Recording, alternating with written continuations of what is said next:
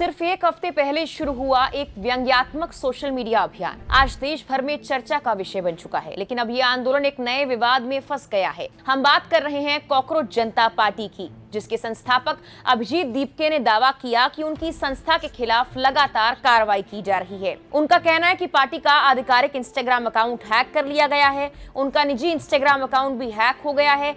X यानी Twitter पर party का अकाउंट भारत में ब्लॉक कर दिया गया है और यहाँ तक कि बैकअप अकाउंट को भी हटा दिया गया है। इतना ही नहीं, पार्टी की वेबसाइट भी अब बंद हो चुकी है और उस तक पहुंच नहीं हो पा रही है। अभिजीत दीपके का आरोप है कि ये सब उस वक्त हुआ जब उनकी पार्टी ने नीट यूजी 2026 पेपर लीक और शिक्षा व्यवस्था में कथित गड़बड़ियों को लेकर केंद्रीय शिक्षा मंत्री धर्मेंद्र प्रधान के इस्तीफे की मांग शुरू की थी। उनका कहना है कि जिन लोगों के खिलाफ कार्रवाई होनी चाहिए थी, उनके बजाय उन पर और उनके संगठन पर दबाव बनाया जा रहा है। उन्होंने ये भी दावा किया कि उन्हें सोशल मीडिया पर जान से मारने की धमकियां मिल रही हैं। दीपके ने कुछ कथित धमकी भरे संदेशों के स्क्रीनशॉट्स शेयर किए और कहा कि ये सिर्फ एक सोशल मीडिया पेज को चुप कराने की कोशिश नहीं, बल्कि सवाल पूछने वालों को डराने का प्रयास है। कॉकरोच जनता पार्टी ने अपने बैकअप सोशल मीडिया हैंडल के जरिए समर्थकों को बताया कि फिलहाल उनके किसी भी आधिकारिक प्लेटफॉर्म तक उनकी पहुंच नहीं है। इसीलिए अगर उनके नाम से कोई पोस्ट या संदेश सामने आता है तो उसे पार्टी का आधिकारिक बयान ना माना जाए।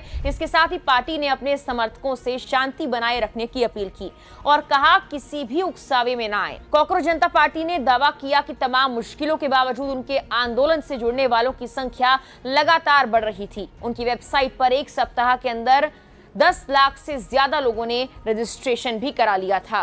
इस बीच पार्टी के नाम पर बेंगलुरु में कथित विरोध प्रदर्शन का पोस्टर सोशल मीडिया पर वायरल हो गया। पोस्टर में लोगों से टाउन हॉल के पास एक मानव श्रृंखला बनाकर शक्ति प्रदर्शन करने की अपील की गई थी, लेकिन अभिजीत दीपके ने तुरंत इससे दूरी बना ली। उन्होंने साफ किया कि कॉकरोच जनता पार्टी ने किसी भी तरह के प्रदर्शन का आह्वान नहीं किया है। पार्टी की ओर से जारी वीडियो संदेश में कहा गया, कुछ लोग आंदोलन को बदनाम करने की कोशिश कर रहे हैं और समर्थकों को बेहद सावधानी बरतनी चाहिए। इसके बाद बेंगलुरु पुलिस ने भी सार्वजनिक चेतावनी जारी करते हुए कहा किसी भी तरह के प्रदर्शन की अनुमति नहीं दी गई है और लोग अफवाहों पर विश्वास न करें।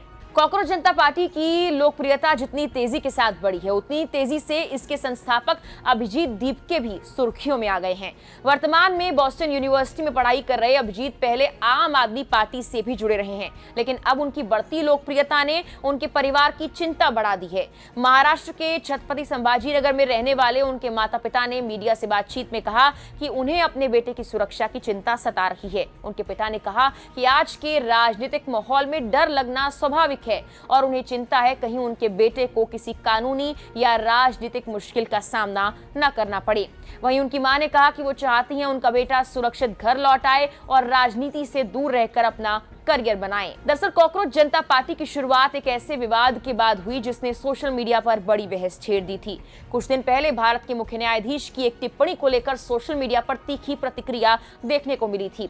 उस टिप्पणी को लेकर कई लोगों ने नाराजगी जाहिर की और देखते ही देखते कॉकरोच शब्द विरोध और व्यंग का प्रतीक बन गया। बाद में मुख्य न्यायाधीश ने साफ किया कि उनकी टिप्पणी को गलत तरीके से पेश किया गया था और उनका इशारा कुछ लोगों की ओर था, न कि देश के युवाओं की ओर।